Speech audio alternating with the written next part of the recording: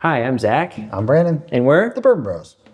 Welcome back. It's Sunday, and we got a doozy. It's a fun one. Knob Creek has been something that we've had in the past and really enjoyed. Knob Creek 12 is something that actually in the very beginning of our channel wasn't my favorite. No. But has kind of crept up there a little bit for me. Yeah, and the common joke right now, we've got a drinking age whiskey. Drinking age whiskey. It can drink itself. Oh, I suppose. Yeah, so we're diving in. It's Knob Creek. All right, so today we've got left to right here, 12, 18, and 21 year. We were gonna do this as its own individual tasting, but we decided, you know what? It's been a while since we've had anything Knob Creek. Yeah. Let's just go for broke.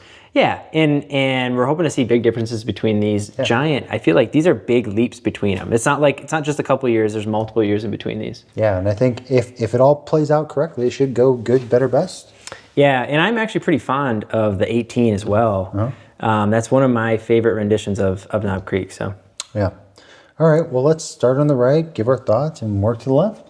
Yep, that works. Okay. Yeah, you said good, better, best, right? I hope so. Yeah, I hope so too. It's definitely that way in terms of dollars spent. Right. Yeah. Cheers. Cheers. It's good. Yeah, that's good. All right, you want to move to the next one? Yeah, let's just, here are our thoughts. It's good. These have been sitting in the glass for probably a good 20 minutes plus now. Yeah. This has really opened up well. This is the 12 year. It's sweet on the nose. It almost is sweet. It's sweet with almost a little bit. There's definitely some oakiness in there, and I want to say there's a little piece of citrus or something hit my nose. Okay. I don't get the citrus, but I do get that marshmallow kind of graham crackery sweetness on the nose, which is kind of a nice little touch here. Yeah. Definitely oaky. I feel like that's kind of the theme with Knob Creek is it gives you oak. Maybe citrus isn't the right thing I'm picking up. It's maybe a hint of spearmint or something like that. Sure.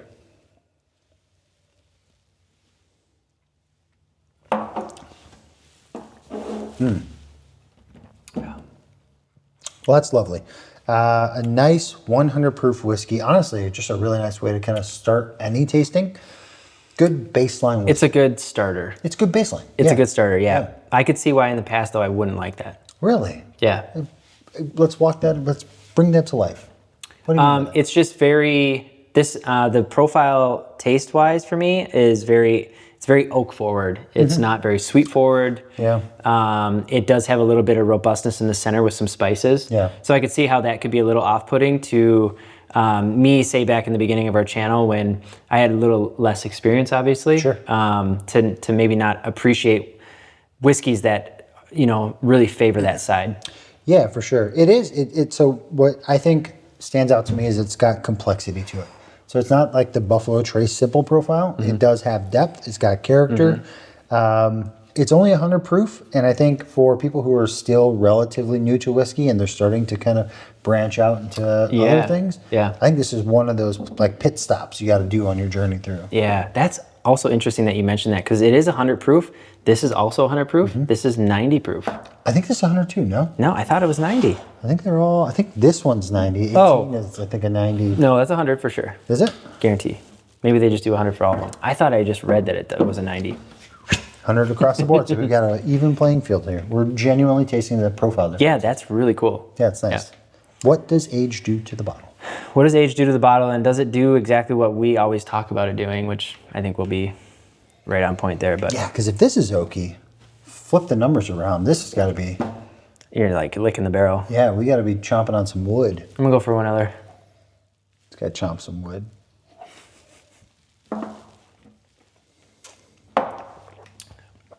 That's nice whiskey. Yeah, anywhere you go. That's it. You know what that is? That's a safe bar pour. Yeah. That's what that is. Yeah, that's like a classy, neat sip. Yeah. If you're out in the wild and you're like, man, I don't want to spend $50 for something, but I want something that proves I'm a bourbon guy, that would be a good The Knob Creek 12. Yeah. Yeah, and it can't be too expensive as a bar pour. Yeah. Cool. Well, it's good. It's still good. All right, we're on to 18. 18. What I remember from 18? Tell me. It was buttery. Yeah, it's got a nice oily presence. Oily presence. It really kind of sat around. It didn't have a lot of punch to it. or any sharp edges. It was very rounded and very buttery. Yeah. So I definitely a step up in the oak direction from the 12 to the 18. Yeah. Like instantly more oak, more vanilla. I'm gonna do a little sip. And that's a good idea. More oak, more vanilla for sure right away. And then just kind of a more dense note. I'm actually picking up like some cherry on this. Yeah, yeah. Definitely more oaky though, for sure. And should be expected. Yeah. There's more vanilla in this for Vanilla, sure. yeah. Yeah, like very sweet vanilla. Which I think is a pretty common, as you kind of tweak the oak, usually that vanilla kind of coincides right next to it.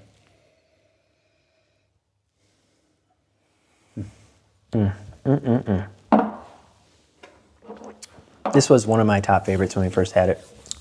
It still is really nice. That's thick. That's nice and thick. As soon as it hits your palate, you know.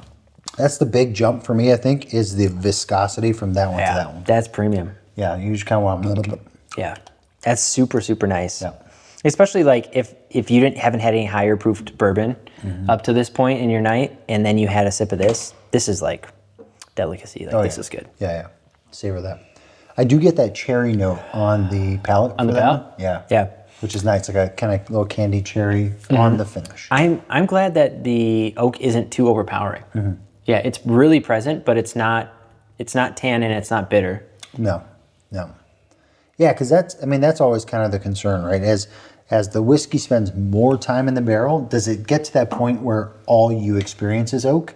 Yeah. And I do think that when I've seen in the past between like the Knob Creek 18 and the Elijah 18, which is a pretty common, they got beef, those two bottles.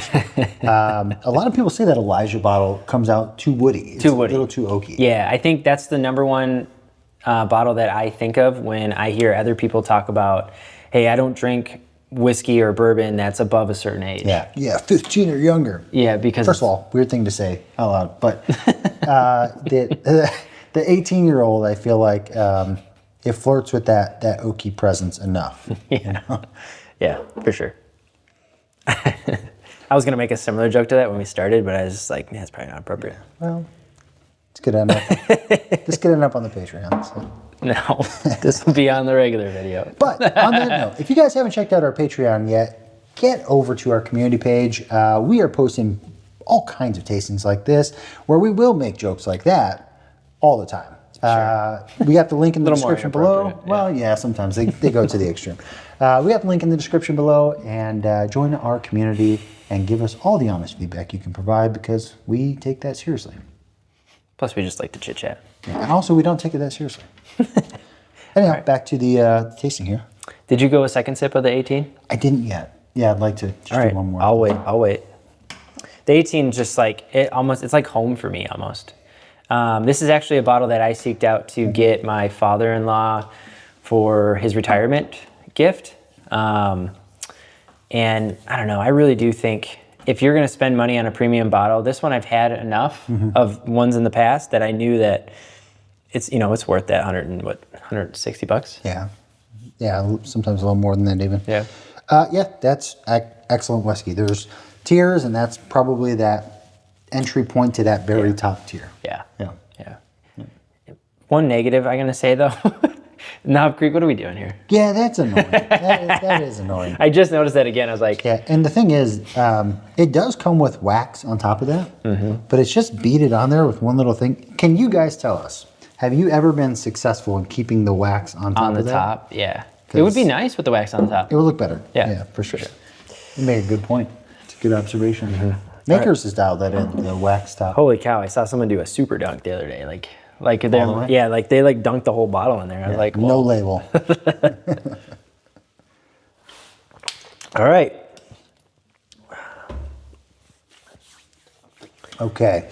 So far, expected. Everything that I was expecting is come true, come to fruition, or whatever the word would be. This one feels premium, not nearly as premium as this one. Yep. This one had a little more robust spiciness to it. This one felt a little more rounded and a little sweeter on the vanilla side. Yeah. But brought more oak. A lot more oak. Yep. Yeah, this starts getting into those darker flavors a little bit.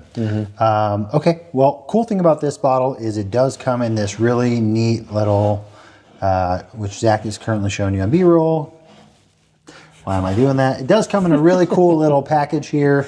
Not package, which a lot of Wisconsin folks say. Package. And so you give her a little slap there and the bottle comes right out the back. That's so odd. Yeah, you know, you got to dress it up a little. It almost feels like one of those. Does your dad or your grandpa ever have like those like wooden puzzles on the coffee table? Oh, yeah. Where you just like got to figure it out and you just like can't get it apart. Yeah, the little gypsy boxes. So 21 years, 100 proof. There really is no difference between this bottle, and that bottle, but the age statement as we understand it. So we dive in? Let's do it. I'm excited. I wasn't looking forward to this bottle. Actually, I can't say I've even been looking forward to it because I thought we would never get it. Yeah. I already knew. I was like, 21 year Knob Creek, we're just not going to get that bottle. Yeah. And so for those of you that are new to the channel, we only hunt bourbon in stores, right? We're traditionalists from the bourbon hunting scene. We don't really dabble on the other side of procuring your bottles. You guys like when we're in the store, so we've been true to that on our channel. Yeah. We don't. The old-fashioned way. We want to have like the cool new bottles on the market, but at the same time, we don't want to have to like jump through hoops or order some special thing off of an online website. Yeah, and honestly, because you guys love those hunting videos, we've just committed ourselves to that process. Like we can definitely get these bottles. For sure. But we do it that way. So this bottle was actually gifted to the channel for tasting purposes, thanks to today's bottle sponsor, the Chop Shop. And for those of you that know, you know. So thank you, Mr. Pork Chop. So. Yeah. All right, now we can get into it. Now we can get into it. Cheers, dude. Cheers. Again, this is not gifted. This is gifted only for tasting. Tasting. Yeah, that's what I clarified on we that. are giving back. Tasting purposes. Yeah, it's not our bottle. Dude. Wow. This has got much more of a robust nose. Amplify that cherry note. Yeah. Right off the turn that to 11. It's almost like a plum, kind of a note. Yeah, it is. It's getting there, isn't it? Yeah, it's like very rich, very deep, dark, dungeon-like. It's been sitting in that barrel forever. How big of a barrel do they have to put something in to let it age that long with still having liquid in it? I'm gonna say normal barrel size. Okay. I just think you probably get a little bit of liquid out the back end, which is never a good thing.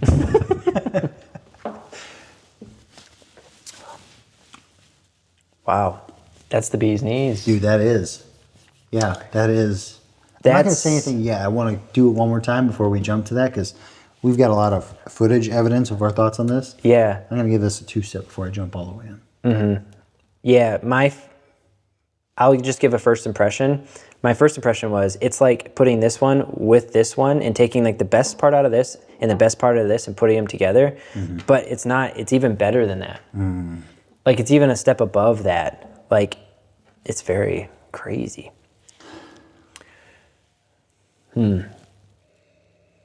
That's impressive.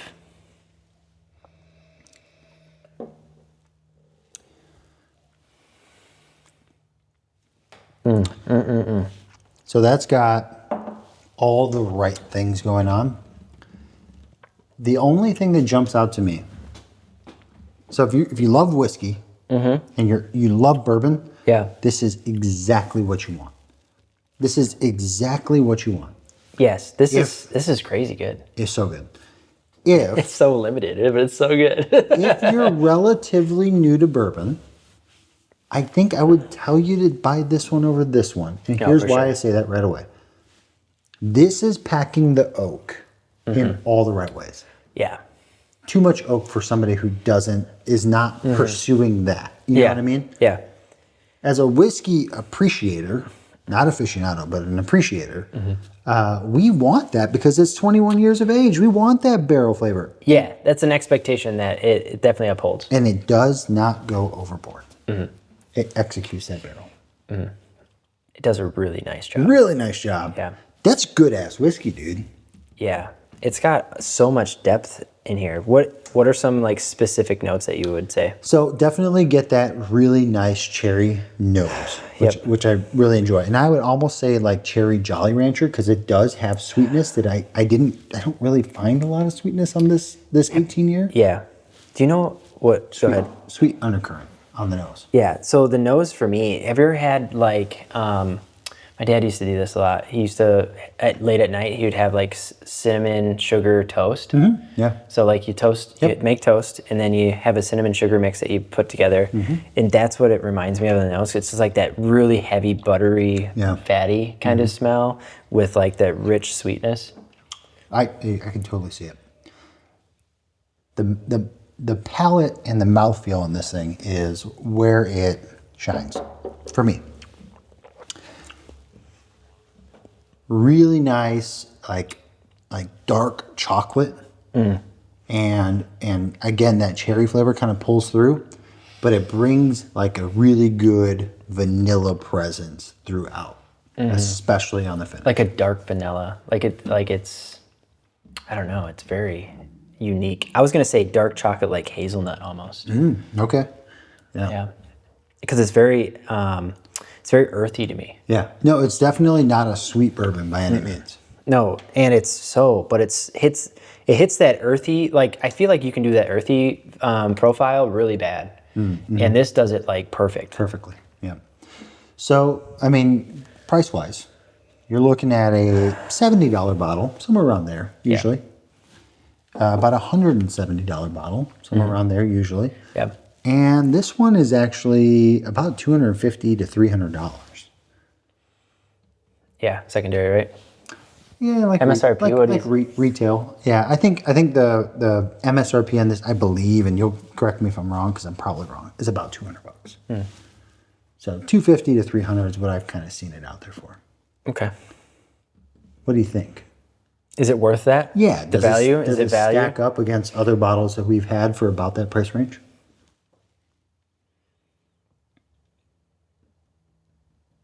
Yes. I think so. Yeah. Yeah, I think so. I really do. It's so hard to say yes to that kind of a question. Yeah, it's kind of a wild thing, and what I like about Knob Creek as a whole brand is you do get a lot of age over value. Like They are very much into their age statements. super good about that, and they've got a ton of barrels, and they're able to do that. And so I think relative to other 21-year age products, which I don't think there's any Buffalo Trace 21 years out there that you can get for $300. Period. Yeah, they're like $3,000 maybe. Yeah, they definitely have they're very established in, hey, we do bourbon and we do bourbon well, and we're going to be super transparent about everything. Yeah. Because I mean, everyone knows what the mash bill is. Everybody knows what the age statement is. Like they're not hiding anything, and they're not hiding behind any finishes. Like they're just making good whiskey. And they're also a resource-rich company, so they can sacrifice barrels probably more than other people can. For sure. But that being said, what about the people that say, yeah, but I'm not getting that much proof? Because when you start getting up in that price point, people want the most for That's a their different money. tasting though. You know what I mean? I think there's definitely a group of people that really like punchy. But you can't have this with a punchy whiskey. Yeah. You know what I mean? You just can't have them side by side. So it just depends on your night. Am I feeling like I just want to sit back, relax? That's this. If I'm looking to have a crazy tasting with some friends, I want something a little more punchy. Yeah. Yep. Yeah, I agree. This is this is relaxed whiskey. This is treat yourself whiskey. Yeah, let's just share with one other person and have a good talk. Yep. Does it sacrifice flavor without having that proof? Does the lack of proof, 100, which is still nice, does it sacrifice anything? Nose, palate, viscosity? I think it's easily somewhere in that 8, 9 out of 10 range for me overall when it comes to all those, nose, palate, finish. Is it does it contest for bourbon of the year? Yeah, for us on our channel? I don't know. I think it definitely could be up there if it was a bottle that we owned. Maybe it'd be in the talk for sure. Yeah. But I don't know.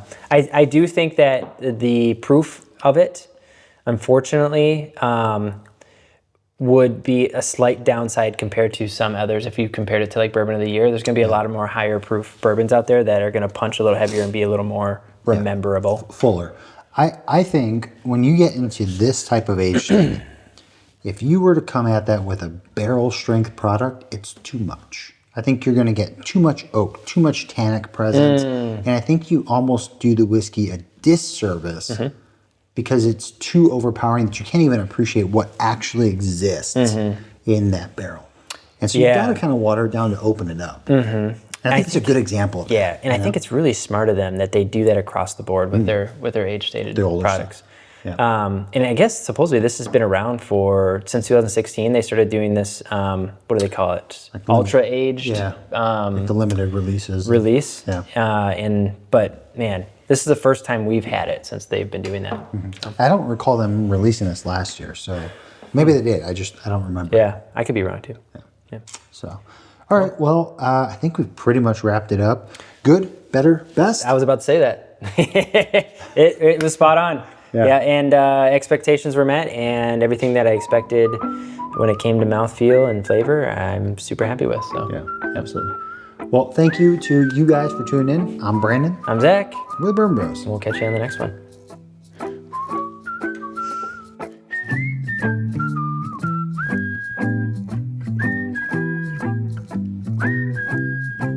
Couple of clowns about to do the 21-year review here.